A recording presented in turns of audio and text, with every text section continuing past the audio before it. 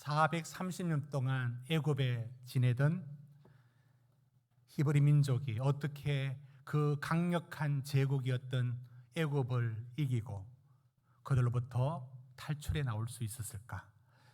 쿠데타였는가? 어떤 혁명인가? 아니면 독립운동인가? 우리는 이 이스라엘 백성들이 출애굽했던 이 사건을 읽을 때 어떠한 측면에서 보면은 독립운동, 해방의 역사 같은 이야기들을 봅니다. 우리 방송실에서 마이크 지금 올려주시겠습니까? 그러니까 출애굽기에는 다분히 한 민족이 어느 나라로부터 압제 속에서 독립을 했다 또는 해방을 했다라는 이야기를 먼저 그 얘기의 틀 속에서 볼 수 있습니다. 그러니까 독립운동, 해방의 역사, 여러분 이것이 우리도 일제 36년의 억압 속에 있다가 우리 민족이 3.1운동 이후부터 1945년 광복에 이르기까지 수많은 독립운동이 있었고 그 운동으로 우리나라가 광복을 맞이할 수 있는 계기는 그래도 독립운동이 있었다는 사실은 중요합니다.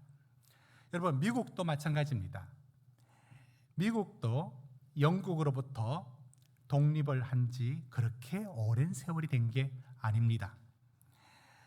미국이 13개 주가 연합해서 영국으로부터 독립을 선포한 지 1776년 7월 4일을 미국은 독립선언일로, 독립기념일로 지키고 있습니다. 어디로부터의 경제적인 억압, 그것으로부터의 자유를 얻었던 것도 독립운동의 미국입니다. 여러분 인도도 오래전부터 영국의 그 식민지로 있었고 우리가 알고 있던 것처럼 마하트마 간디가 앞장선 국민회의파 의장이었던 간디에 의해서 비폭력 불복종 저항운동을 통해서 인도도 독립을 이루어 쟁취해냈습니다. 지금 이 현실 가운데서도 독립을 이루고자 애쓰는 나라들이 적지 않습니다. 현재 중국의 자치구로 편입되어 있지만 티베트는 독립을 원하고 있습니다. 중국에 의해서 1959년 3월에 인도의 그 수도 라사에 대규모 군대를 보내 거의 무력 진압을 하면서 8만 6천 명의 티베트인들이 죽어나갔습니다. 우리가 알고 있죠. 지도자 달라이 라마를 통해서 망명해서 곳곳에서 이제 이는 티베트의 독립을 호소하고 있습니다. 달라이 라마 14세, 그 다음 죽으면 그 다음에 15세 계속 나와서 이 운동을 펼쳐나갈 겁니다. 이렇게 보면 이 출애굽의 역사를 애굽으로부터 이스라엘이 독립을 하는 역사로 볼 수 있는 여지들이 있습니다. 왜냐하면 그들의 억압으로부터의 벗어나고자 했던 여러 형태들에서 그러합니다. 때로는 마하트마 간디, 달라이 라마 이런 지도자에 의해서 이 운동이 펼쳐졌던 것처럼 출애굽은 모세라는 걸출한 인물을 통해서 이루어진 것에서도 유사점이 있습니다. 그런데 독립운동으로서의 출애굽을 보면 한계가 있습니다. 결정적인 차이가 나는데 그게 무엇이냐면 누가 주도를 했느냐, 대부분 그 민족이 주도를 하는 게 독립운동이죠. 그런데 출애굽의 주체는 누구일까? 히브리 노예인들일까? 여러분, 우리는 읽었습니다. 모세가 파라오를 찾아가서 백성을 보내달라고 했을 때 그 요구 때문에 집을 주지 않고 벽돌을 구우라는 이 조치는 노예로 살던 이스라엘 백성들에게 엄청난 고통을 가중시켰습니다. 그래서 누구를 원망했느냐면 파라오를 원망하기보다 모세와 아론을 원망하면서 왜 건드려서 노예로 살고 있어도 나름대로 안정된 삶을 살고 있는 우리 삶을 왜 건드느냐? 한마디로 히브리 민족은 그들의 민족에 의해서 우린 애굽에서 나가야지 이게 없었습니다. 그런 독립의 마음은 없었습니다. 주체는 누군가? 이게 다르죠. 바로 독립운동, 해방운동의 역사와 다른 점은 여호와 하나님이 이 역사의 주관자이심을 드러냅니다. 그리고 또 중요한 결정적인 차이 하나가 있다면 모든 독립운동과 해방은 자유를 얻기 위한 것입니다. 억압으로부터의 벗어남을 목표로 했습니다. 그게 경제적이든 정치적이든 어떤 것이든 자유를 우리 스스로 갖고 싶어 하는 운동이었습니다. 그러나 출애굽기의 목표는 자유라고 말하면 전부 맞는 말은 아닙니다. 부차적으로 자유를 얻게 되는 건 사실입니다. 그러나 자유가 목표가 아니라 출애굽의 목표는 분명합니다. 이게 다른 점입니다. 여러분 우리 같이 한번 읽어볼까요? 8장 1절입니다. 8장 1절 같이 읽읍시다. 시작. 여호와께서 모세에게 이르시되 너는 바로에게로 가서 그에게 이르기를 여호와의 말씀에 내 백성을 보내라. 그들이 나를 섬길 것이니라. 여러분 그들이 나를 섬길 것이니라. 이 구절을 20절에다 한번 보십시오. 20절 끝에 내 백성을 보내라. 그러면 그들이 나를 섬길 것이니라. 여러분 섬긴다는 이 히브리어로 아바드라는 이 말은 무슨 뜻이냐면 웨이터가 누구 식사할 때 도와주듯이 섬기는 것, 집에 여러 일들을 살림을 살면서 돌보는 것, 교회에 이렇게 봉사하고 섬기는 것, 이 집사라는 직분이 바로 디아코니아에서 파생된 단어, 섬긴다. 내가 하나님의 집을 섬긴다. 그래서 모든 집사는 섬기는 일 하나를 맡고 있어야 맡고, 그래서 집사라는 직분을 맡깁니다. 아무튼 섬긴다는 것은 이렇게 무언가 섬기는 걸 말합니다. 그런데 섬긴다의 뜻의 1차적인 뜻은 어떤 것이냐면 여러분 한번 볼까요? 그것이 8절에 나와 있습니다. 여러분 8절 끝에 한번 보십시오. 이 백성을 보내리니 그들이 여호와께 제사를 드릴 것이니라. 그렇습니다. 이겁니다. 29절에도 한번 볼까요? 여러분 29절 끝에 한번 보십시오. 이 백성을 보내어 여호와께 제사를 드리는 일에, 제사입니다.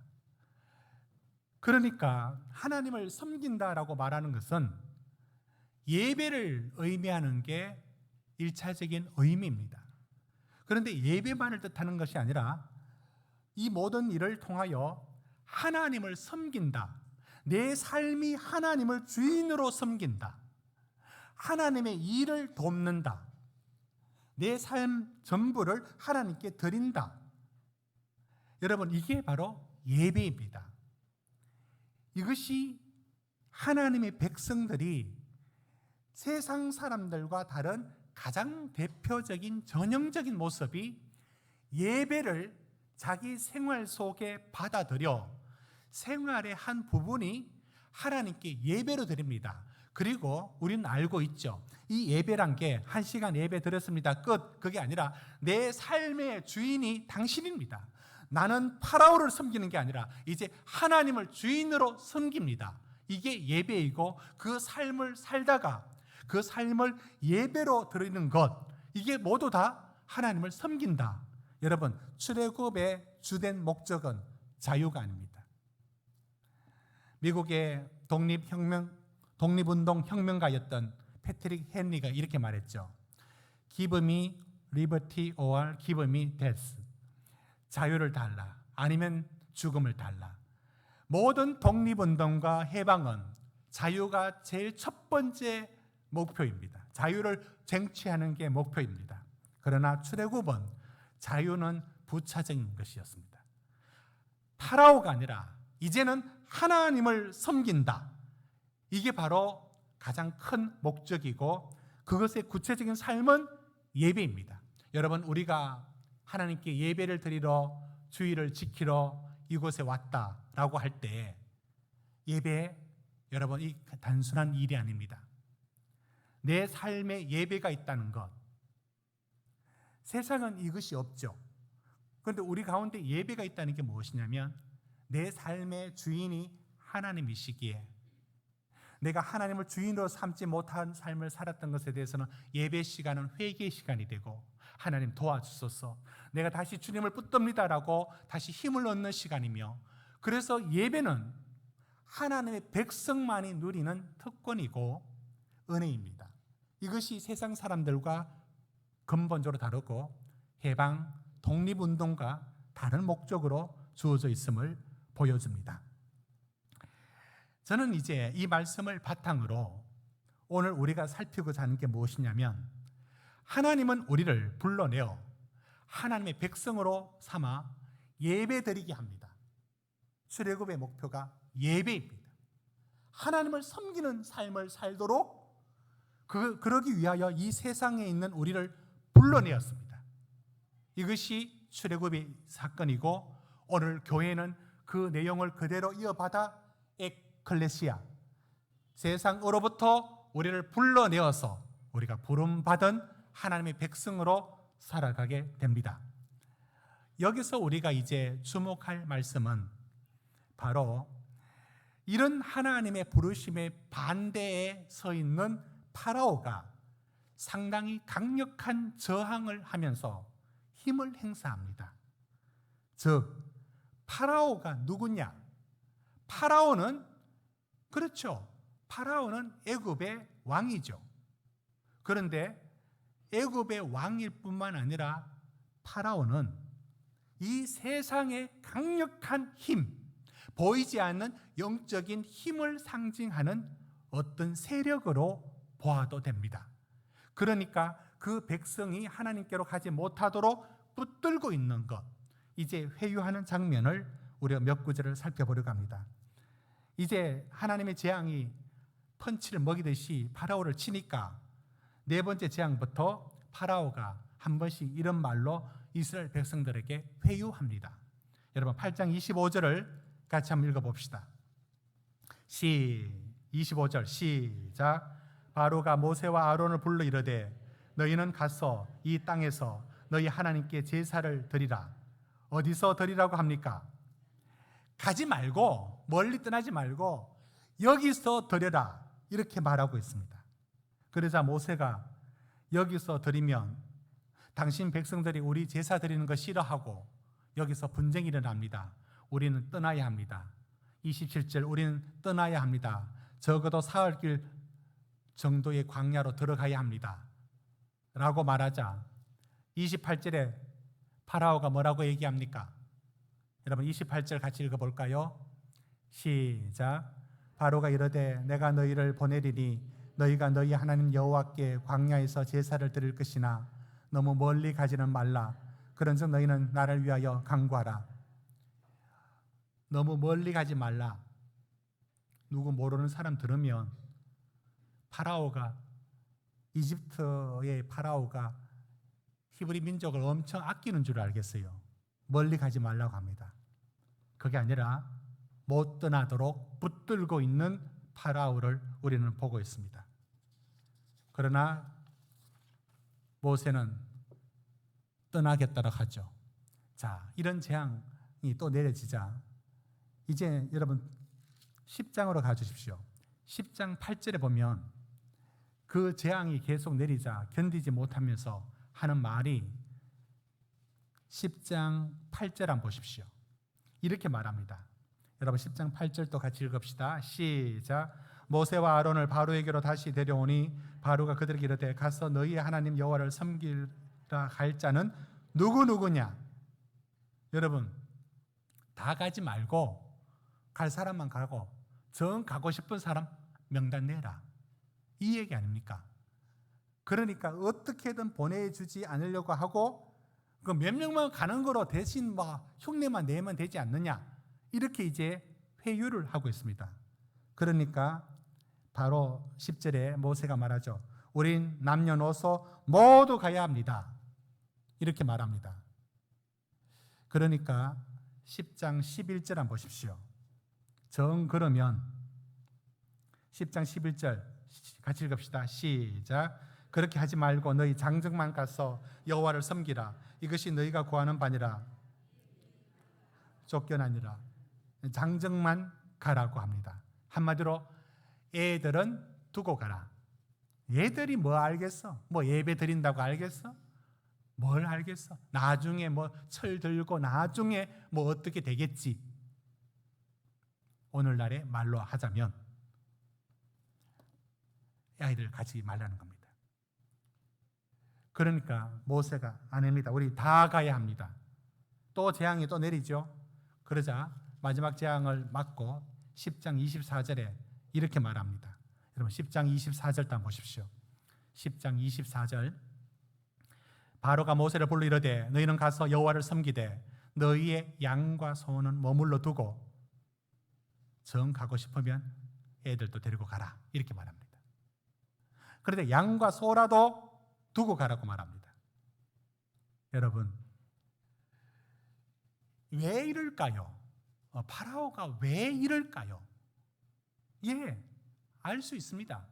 파라오는 애굽의 통치자로서 노예로 데리고 있던 그들을 빼앗긴다는 것은 곧 경제적인 손실이고 정치적인 손실인 것을 알고 있기에 보내주고 싶지 않습니다. 여러분, 그런데 그게 겉으로 드러난 이유이긴 하지만 더 큰 이유가 있습니다. 뭐냐면 파라오가 왜 그들을 보내주지 않느냐라고 하는 이 측면에서 살펴보면 경제적인 손실만이 문제가 아니에요. 영적인 차원의 큰 이유가 있습니다. 무슨 말씀이냐면 파라오는 자기의 영향력 아래에 하나님 백성들마저도 붙들어 두고 부리고 싶어 하는 겁니다. 이 부분이 정치, 경제적인 측면만 아니라 영적인 차원에서 그들을 꼼짝 못하게 묶어 두고 싶어 합니다. 하나님을 예배하지 못하게, 하나님을 섬기지 못하게, 하나님께 순종하지 못하게.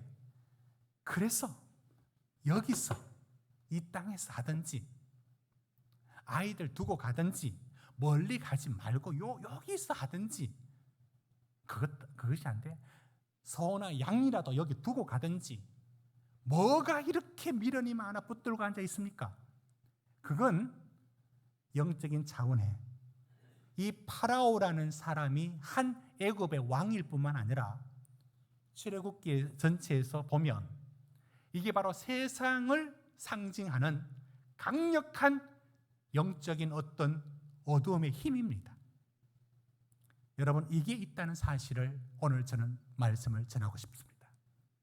우리는 하나님이 전능하시다라는 말을 하지만 세상이 그 못지않게 만만치 않게 강력한 힘을 가진 세력이라는 것을 여러분 알고 있습니까?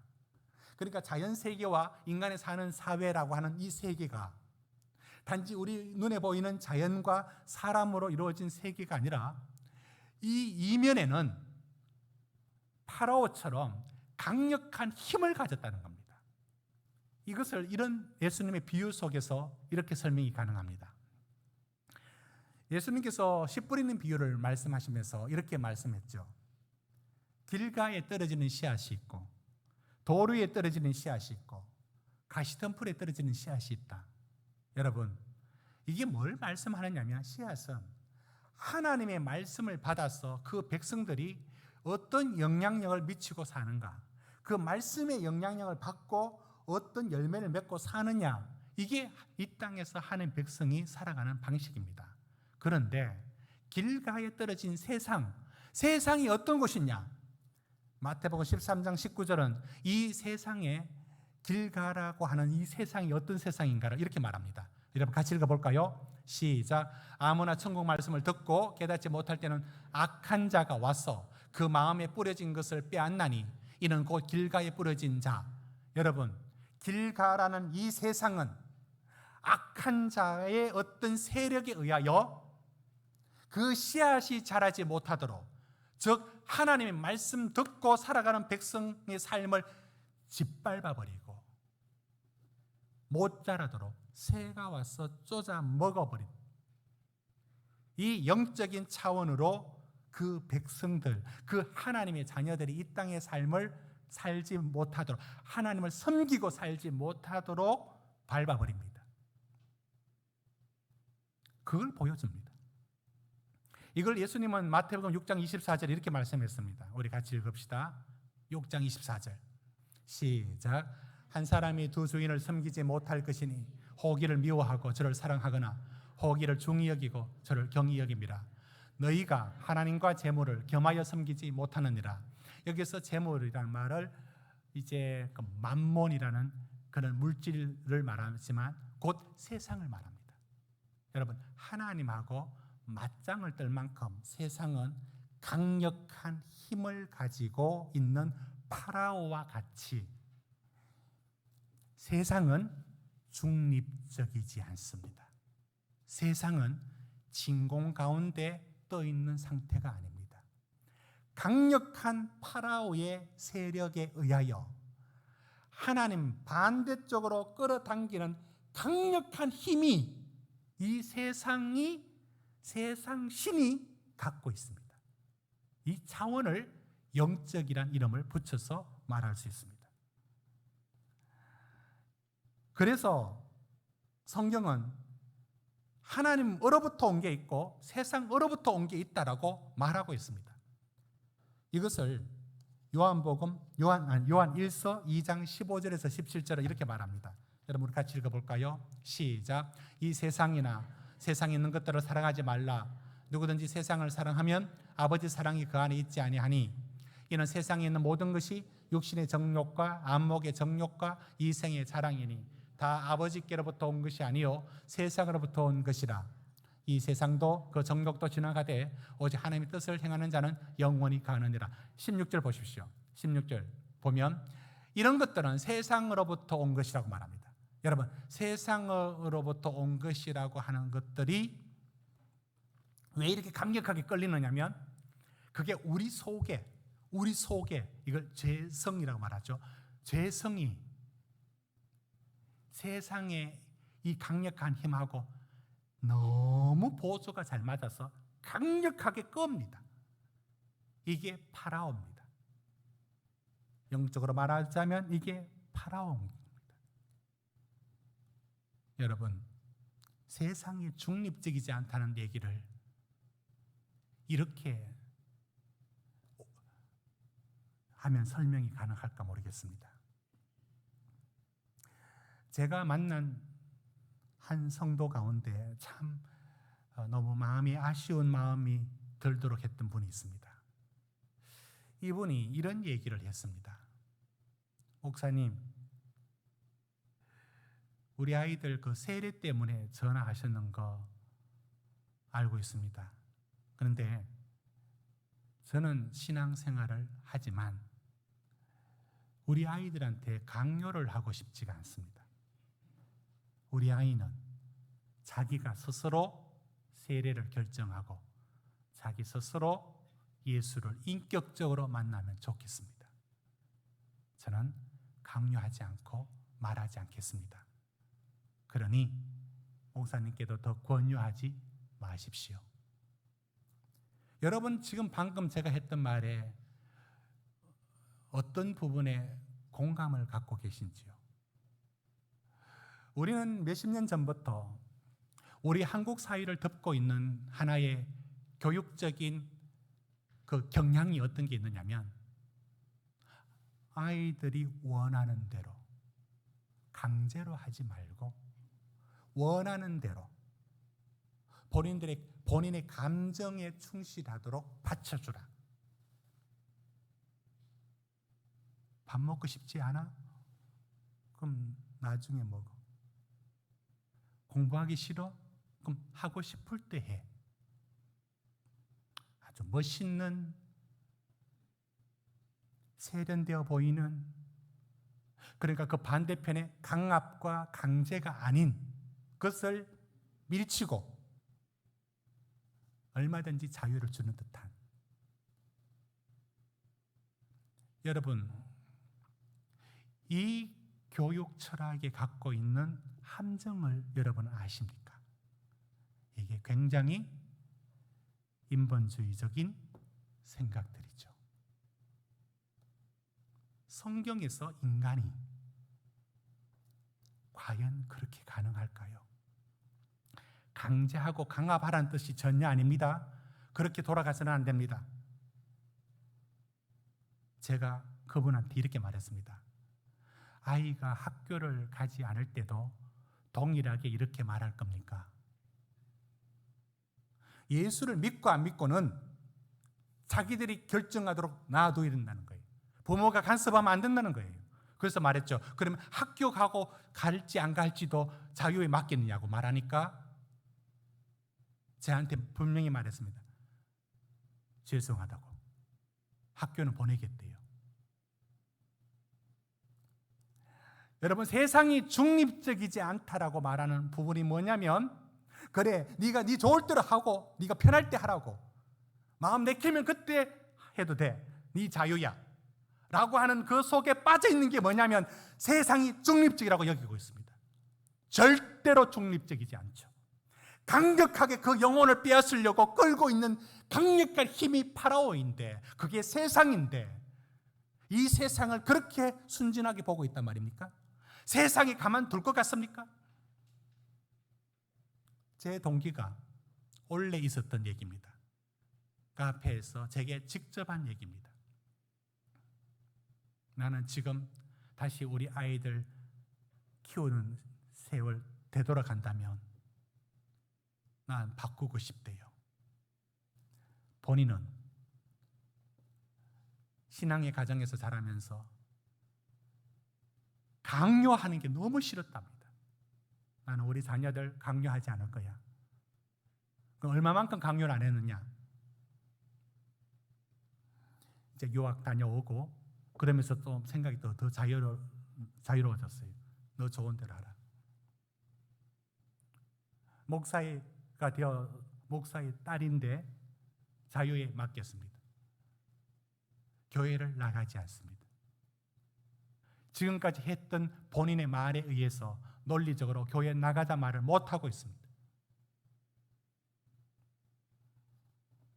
후회한다라고 제게 직접 말했습니다. 우리는 다시 강요와 강제의 세계로 돌아가자는 뜻이 아닙니다.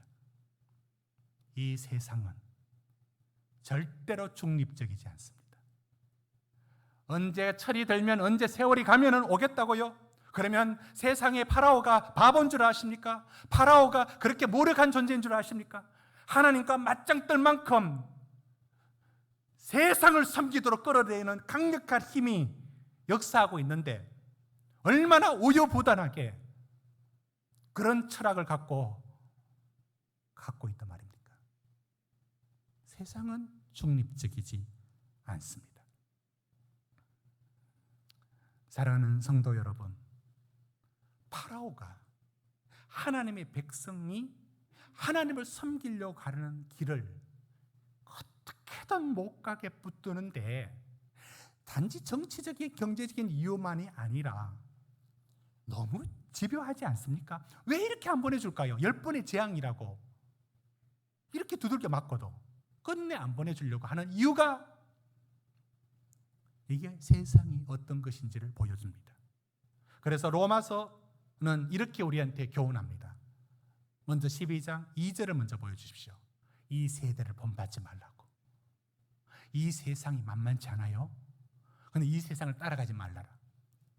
오직 마음을 새롭게 함으로 변화를 받아 하나님의 선하시고 기뻐하시고 온전하신 뜻이 무엇인지 분별하도록 하라. 그 다음 1절로 가십시오.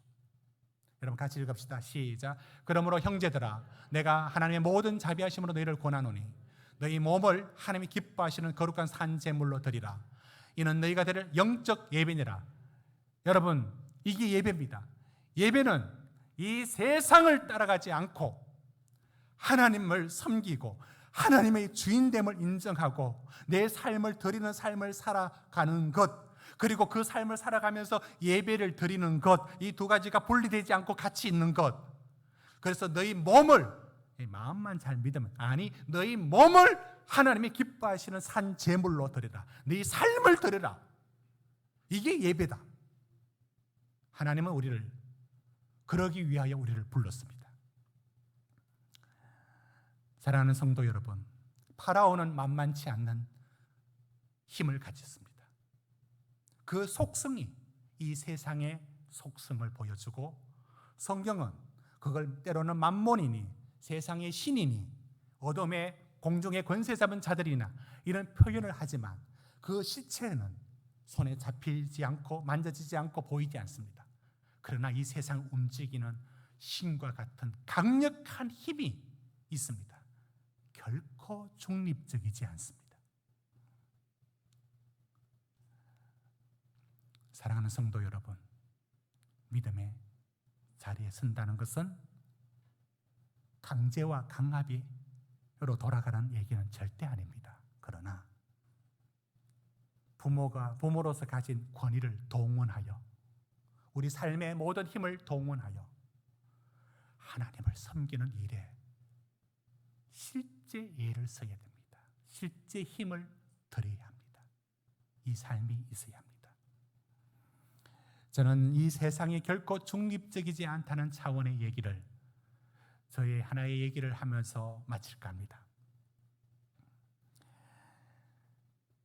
저는 전에도 말씀드렸던 것처럼 저희 집에 예수를 영접하여 복음화되어서 가는 과정이 상당히 긴 세월을 거쳤습니다.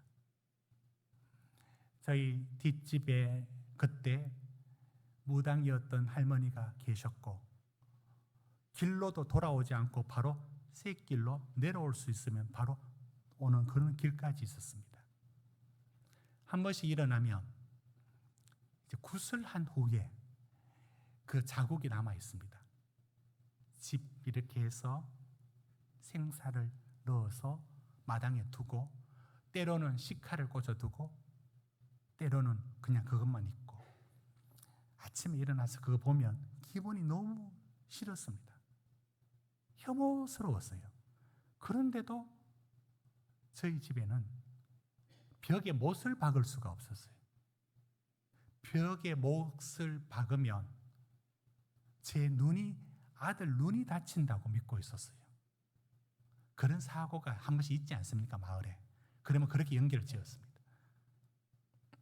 그런 식이었습니다. 근데 먼저 제 위로 누님이 내신데 교회를 나갔습니다. 그때 나가면서 막 머리채 잡히기도 하고 야단도 맞으면서 나가는 거로 기억납니다. 그러다가 저도 같이 나갔습니다. 자녀들이 다닌 지가 10년 지났습니다. 그리고 저희 어머니가 동네 사람 다 나와도 혼자 안 나올 듯이 했던 저희 어머니가 옆집에 권사님이 계셨는데, 권사님이 집요하게 기도하고 매일 이렇게 다 집에 와서 권면하는 바람에 나오게 되었습니다. 그게 또 10년이 갔고, 또 저희 아버지는 장손으로 제사를 생명처럼 여기고 있었습니다. 그러니까 좀처럼 오지 않았는데 이제 교회에 나오시면서 제사로 바뀌는 과정을 겪었는데 아직도 눈에 선합니다. 제사 추도식으로 바뀌어질 때 저희 아버지가 그걸 못 받아들였습니다. 지게 짝대기라고 아십니까? 그거로 판다리 때려 부수고 난리 났죠. 그런 걸 몇 년을 또 거쳤습니다. 그리고 끝내 자녀들이 좋으면 좋다 해서 부모들도 다 교회를 다니며 제사를 바꾸고 추도식으로 하게 되었습니다. 그 이후부터 추도 예배와 명절은 제가 인도를 하게 되었습니다. 그때 그 부담감이 어떤 부담감이냐면 사촌들, 믿지 않는 사촌들이 그때 와요.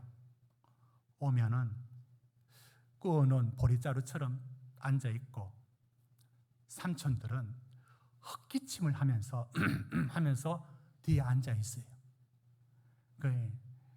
또 우리 집에 또 찬송을 다들 잘하느냐면 별로 못해.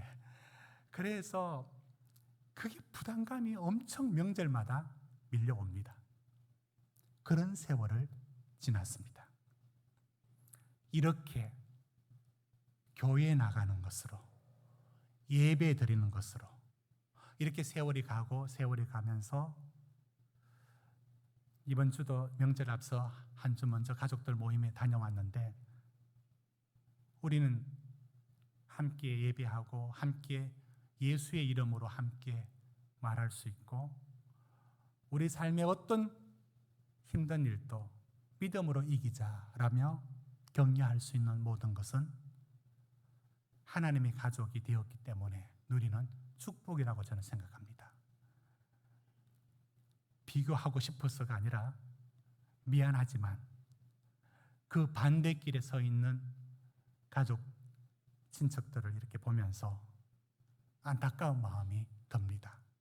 제 책임이죠. 복음을 전하지 못했습니다. 아무튼 그들은 그들의 길을 갔습니다. 돌아와서 생각을 해보니 하나님의 백성이 되어 예배가 삶의 중심으로 들어오고 온 가족들이 뭘 하든지 하나님 중심으로 생각하고 부족하지만 서로 기도해주고 하나님의 가정으로 세워져 가는 세월들을 돌아보니 떼부자 됐다라는 그런 축복이 아니라 다 하나님 앞에 은혜로 살고 있음을 고백할 수 있는 그 뭔가 남겨진 삶이 있고요. 그렇지 않는 가정 안에서는 참 평안이 없음을 미안하지만 제 눈에는 그렇게 보였습니다. 사랑하는 성도 여러분, 출애굽은 여러분의 가정에서 지금 하나님이 행하시는 일입니다.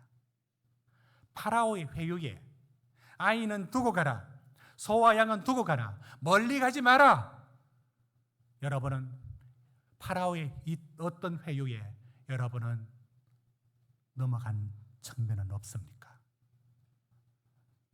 거기에 넘어가면 출애굽은 되지 않으며 하나님 온전히 섬길 수 없는 일은 언제나 우리 삶의 발목을 잡고 우리를 괴롭힙니다.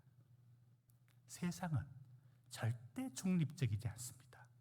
세상은 하나님을 대항하여 대될 만큼 강력한 힘으로 우리를 하나님으로부터 멀어지게 하려고 만듭니다. 절대로 안일하게 생각하지 마시고 여러분의 선 자리가 하나님이 부르신 자리입니다. 이 부름받은 이 자리에 하나님을 온전히 섬기는 가정이 되기 위하여 먼저 부름받은 여러분들이 책임져야 될 그 무거운 짐을 포기하지 마시고 내버리지 마시고 기도로 끌어안고 하나님 온전한 백성의 가정이 되도록 여러분들이 이 고달픈 길이지만 이 믿음의 길을 여러분이 싸워나가야 되고 이겨나가기를 주의 이름으로 축원드립니다. 타협하지 마시고 물러서지 마시고 그렇다고 강제와 억압이 방법이 아니라 지혜와 온유의 방법으로 하되 하나님을 섬기는 길에 부름받은 여러분의 먼저 부름받은 가정의 출애굽의 이 선자리에 온전한 자리에 설 때까지 우리 각자가 선 역할을 포기하지 않으시기를 주의 이름으로 축원드립니다. 우리 다 같이 한번 기도하시겠습니다. 기도하실 때 하나님,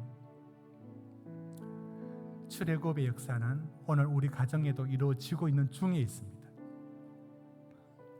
멀리 가지 마라. 애굽에서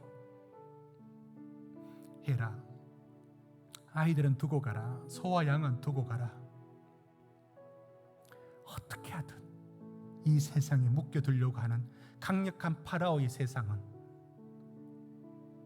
예수님마저도 천하 만국의 영화를 보여주면서 유혹할 만큼 강력했습니다. 이 세상은 중립적이지 않습니다. 기도할 때 하나님, 이 세상의 실체를 보게 하시고 온전한 하나님의 믿음의 가정이 되기 위하여 내가 서서 해야 될 일을 감당하는 우리가 되게 해달라고 우리 다 같이 기도하시겠습니다. 하나님.